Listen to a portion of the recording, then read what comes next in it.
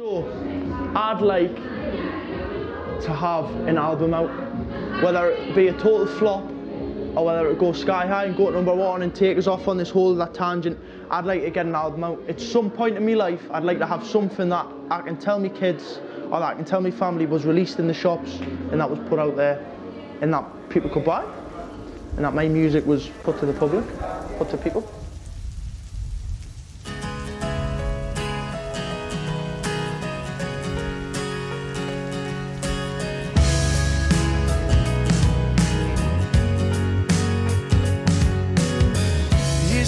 That they came,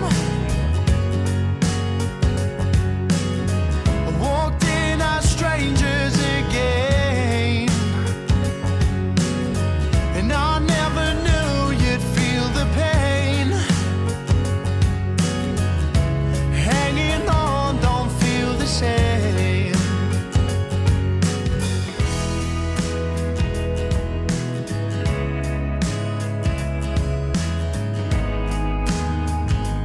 I mean, when I got the phone call to say that I was able to go and record my debut album in Rockfield, it was a bit of a dream because, you know, everything on that farm had history, which I think is the most special thing. You know, and we used instruments there, or we used parts of things there, or mics that were used way back when, you know, Freddie Mercury was there doing Bohemian Rhapsody, or, you know, What's the Story was being done, or you know, playing on the same piano that Yellow was written on. It's like, it really was a pinch me moment.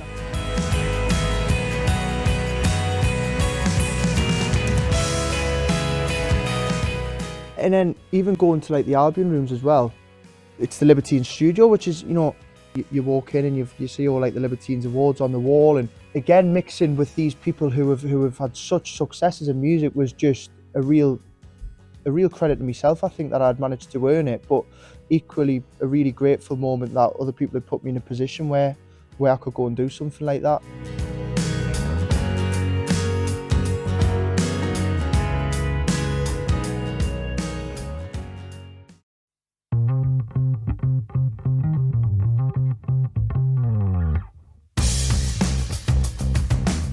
It's going to be a great song to play on tour. It's definitely a good song to start the record. It's going to be a good song to start the set. That came from my bass player, Michael. He was playing this bass riff in Liverpool one day on tour. And I thought I really liked that, so we kind of adapted it. And I just started writing some lyrics around it. We went away and done a demo of it when I got back off tour. I went and spent a few days in my mate's studio. And it kind of just came out of nowhere, to be fair.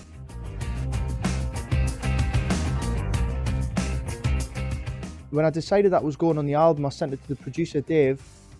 And he wanted a big soaring chorus that, come on, come on. So we wrote that in pre-production.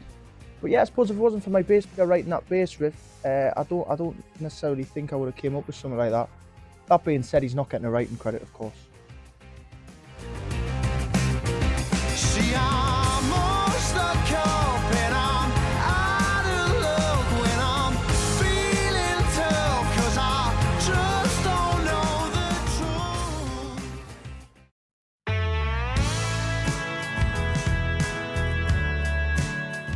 It was a song that I wasn't originally going to have on the album. If it wasn't for people that I've played it to demo-wise saying that they really liked it, then it probably wouldn't have been on. I think more so because I wrote it quite a long time ago. It definitely developed when we were doing it with a producer.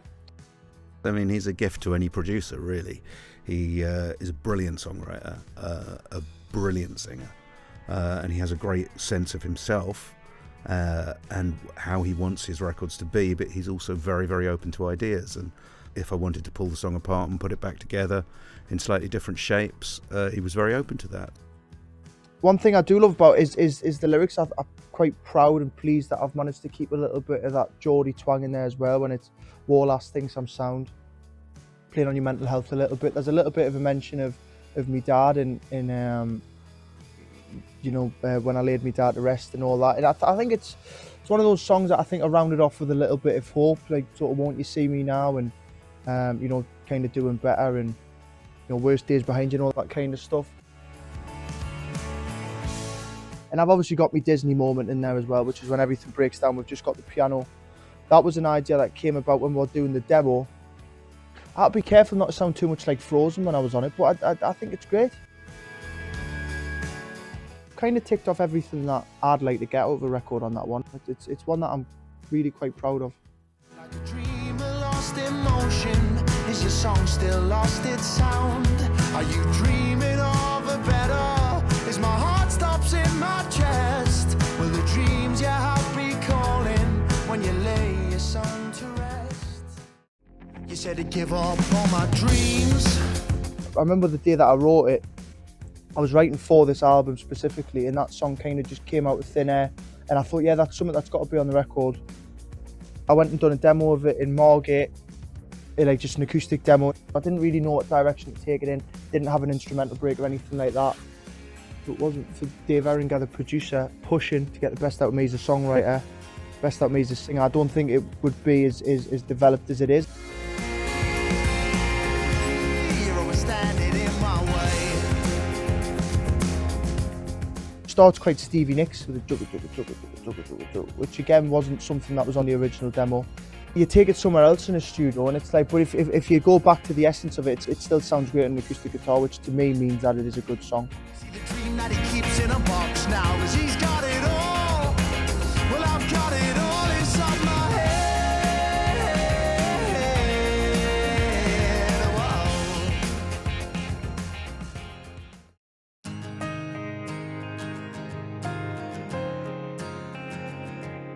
For me, it stands alone to anything else on the record. I think there's only that and probably 4.5% that can do that. But by the time you hear that second chorus, it just absolutely soars. I think that's one of the main points of this record, I think, is hope. And I think that's a song that that really pushes in the direction of hope. I think if it wasn't for that song, I don't really know what direction the album would have went in. I think because it was one of the earlier songs that were written, you know, I wrote Come Down after that song, I wrote Let Me Give It To You after that song, I wrote I Want You To Be There after that song, and those songs are all rounded off with a little bit of hope. I think the album would be in a different place if it wasn't for that song.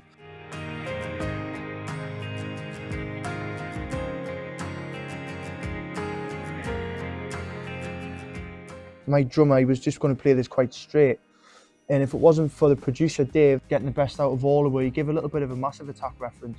I think my drummer was up till about 5 o'clock in the morning trying to get it right, so fair play to him. Great song to play live. I've done it acoustic a couple of times. But yeah, it's definitely one of my personal favourites. But I'll find my way in the end, 'cause there'll be better times and better days ahead.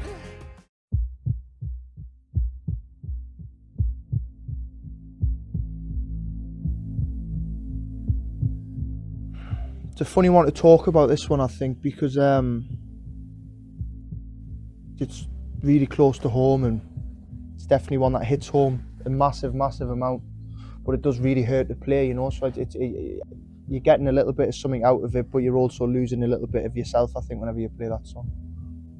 I knew the song was so deeply personal and so individual and special to him and his experience that I had to treat it differently to all the other songs.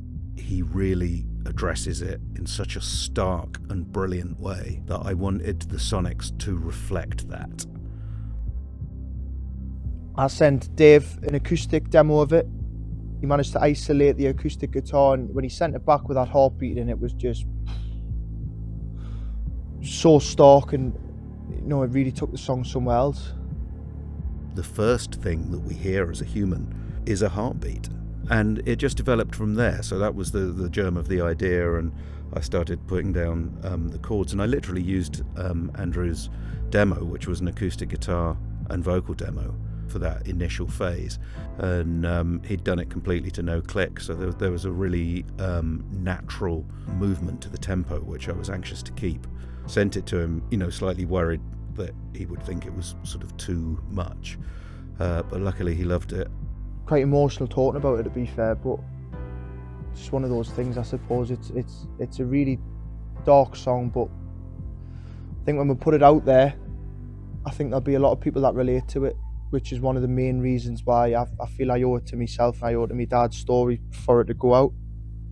It's a tough thing, but I think life does give you these little challenges, and I've been fortunate enough that I've managed to turn a really dark experience into something that can hopefully be seen by other people as something positive. It's such a human emotion that he's expressing. There's anger, but there's so much love as well. I love that it works as a little bit of a metaphor, because you know, you've got the heartbeat and you're just concentrating on the vocal throughout the full thing. For me, the final stage of my grief was anger, and I think that burst of instrumentation is really, really close to how you'd feel with anger. You know, it's kind of an eruption of emotions.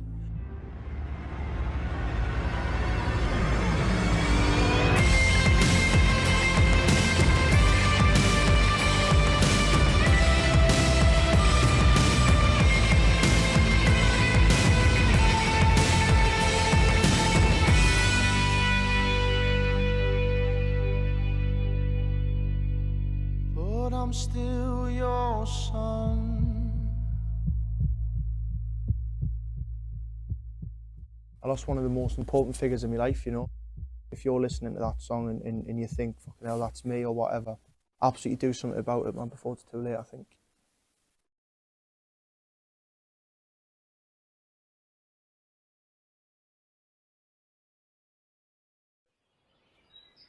I always find it quite nice round here though, because you have a listen, all you can hear is the birds. If I'm having a bit of a shit time or whatever, I've just got back off tour and it's been really rowdy and I just want to go on a little walk. This is only about 5-10 minutes from my house. Been times I've took a little notepad and pen and sat writing a couple of poems. Probably been a couple of joggers that have ran past us going, what's this knacker doing, sitting writing on a Tuesday? It's nice and calm, and especially when you get back off tour. Always a little bit heavy, you need to be away somewhere, calming it all down. Never in my wildest dreams that I think I'd be travelling the world playing music. It's quite a daunting thing. It's something that I tend not to think about too much. And going to make an album's kind of the same thing, you know. This album could change my life. It's something that I don't think I've ever been prepared for. Going back to the times when I was 13, 14 years of age, playing football around places like this, and don't know if I was any happier than I am now. I think I've just grown up and begun to do something that no one else is doing, which I think is a little bit of a frightening thing. But one of the reasons why I do love coming back to Newcastle is because everybody is so proud of us, and I feel like I've got the love of my home city to keep on continuing to do this.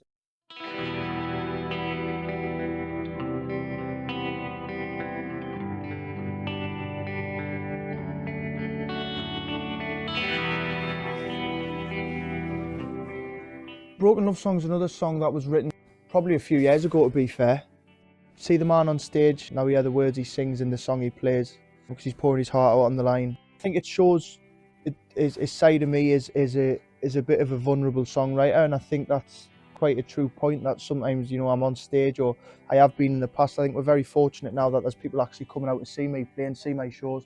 I'm incredibly grateful for. But I think in the early days, you know, sometimes I'd be singing really personal songs in songs that had really affected me, or about things that had affected my life, and people would kind of turn a little bit of a deaf ear to it, you know, just have a conversation with their pals. You know, you could look at a couple of little sort of metaphors there where it's like coming out of that vulnerable singer-songwriter and wanting to push for your dreams. There's a lot of guitars kicking about in this, probably the most guitar-heavy song on the record. The tone of Tommy's guitar when he done this, he played this Les Paul that Dave's got, and I've played this guitar once or twice anyway when I've worked with Dave in the past, but it's beautiful guitar and it cuts through ridiculously, and we're using some of Dave's like vintage old pedals, and it was just, as soon as I heard the sound that's on the record, it was just like, right, that's the sound we want. And I think Tommy played a real blinder with that.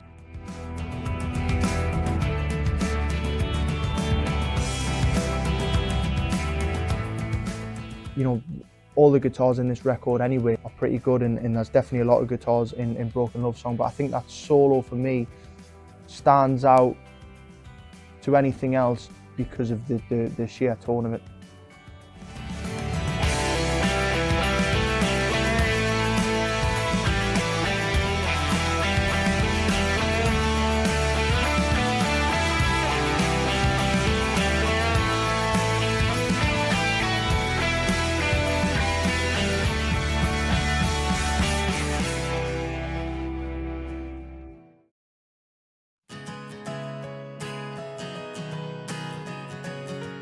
was the first song that I ever written when I was 16 years old. It's the first song that got me my first ever record deal. First song that got a couple other musicians involved with this. But I just felt I owed it to myself because that was the song that started everything, to go back and redo it. I think we've turned it into a little bit of a guitar anthem, to be truthfully honest.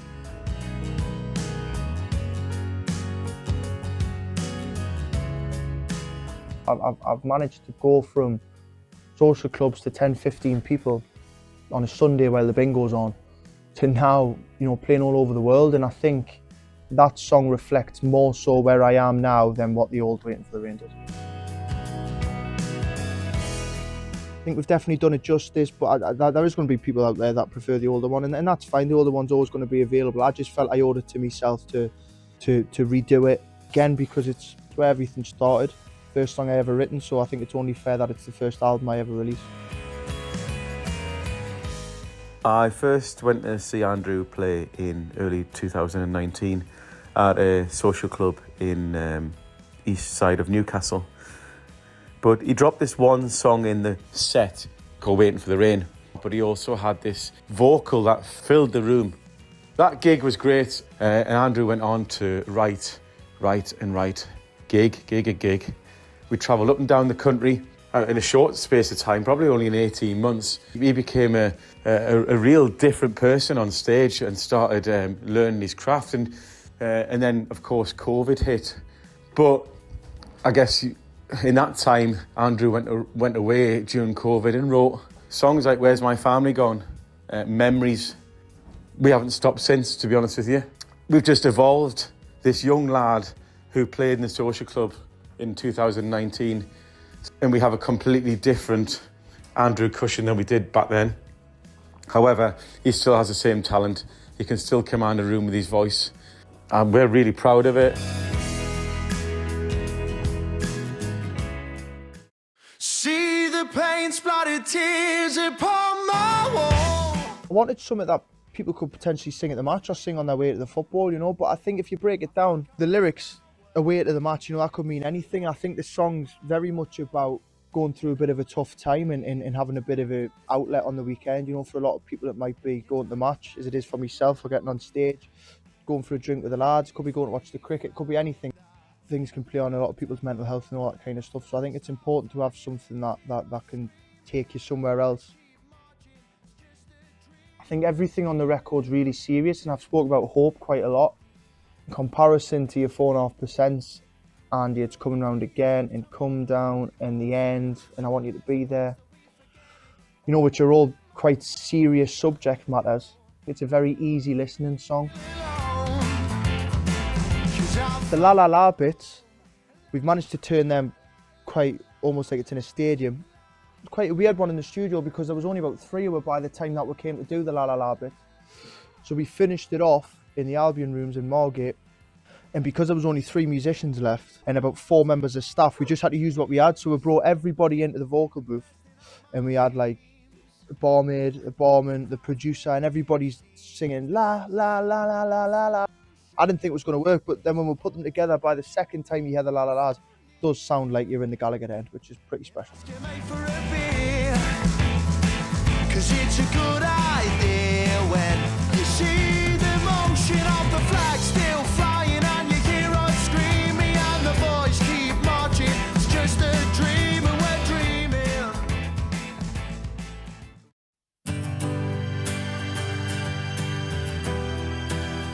It's the first time I've ever used real strings, and we went and recorded the strings at the Manic Street Preachers studio.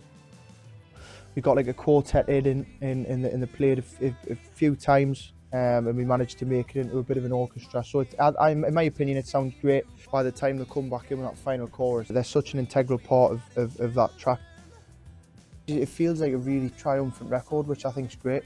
Again, one of the keywords that I think I've used in all of this, and I'll continue to use, is hope. And I think that's a song that probably has the most hope out of the full record in it. You know, I think it's just about having that self-belief to go and push for your dreams and your aspirations and all that kind of stuff.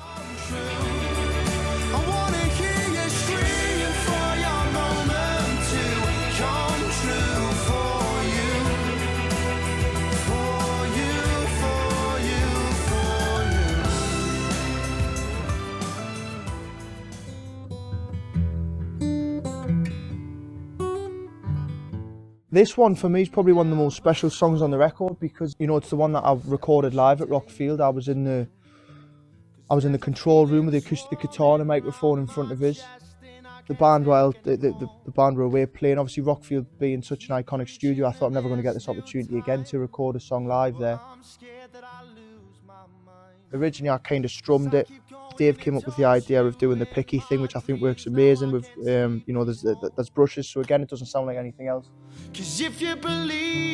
Story of when I wrote that song, I was in my rehearsal room upstairs and I was coming to pick up a couple of guitars and I was kind of pissing about on this 12-string strumming away, and me nana was in the room, and then kind of out of nowhere I just wrote, Distant Everglow, you said we should take it slow, there's a feeling swarming around my chest and I can't take any more. And I thought, oh, that's a great line for the start of it.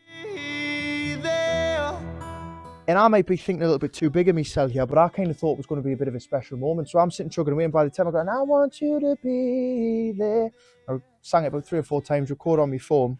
And my nana's looking at her watch, complaining, she's going, fucking freezing in here and all the rest of it. And I'm going, you've just witnessed me write a song, like how cool is that? And she's going, yeah, but fucking tipping points on or something like that. So we ended up having to leave. So she just totally didn't find it a special moment at all. But it was, so it's a nice memory of when I wrote it.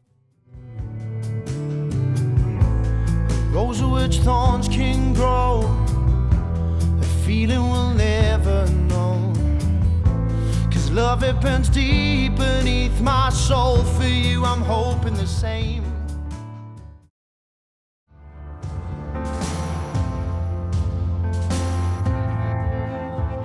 It's a really personal song to me that I think it's the first song I've ever done without a guitar. So having the freedom to put down the guitar and letting Rich, my keyboard player, just play it freely, and I'm in the vocal booth singing, I can let out a lot more emotion that way because I'm kind of not thinking about what me hands are doing. It's a song that really hits me home live when I play it. I think there's a couple of really personal lines in there. You know, when you're a kid, lost in the storm, the shit you've seen is going to help you fall. You know, it's kind of, it goes back to me being a Ben and saying some stuff that, you know, in all fairness can really affect how you go about your later life. And it's a couple of things that I've had to work on myself, you know. So having the freedom and being able to write about it, I think works is good therapy.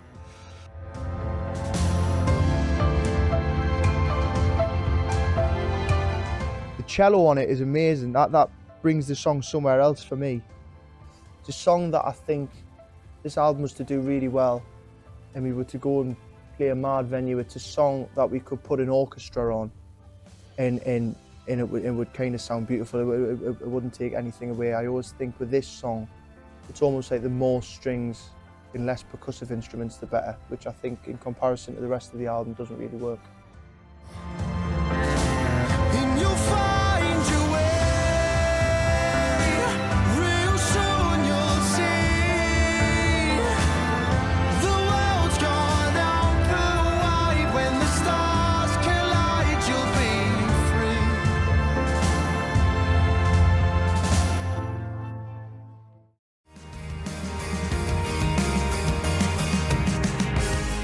Well, I think when I first wrote the end, I always knew it was going to be the last track on the record. I mean, you can't go anywhere after the end.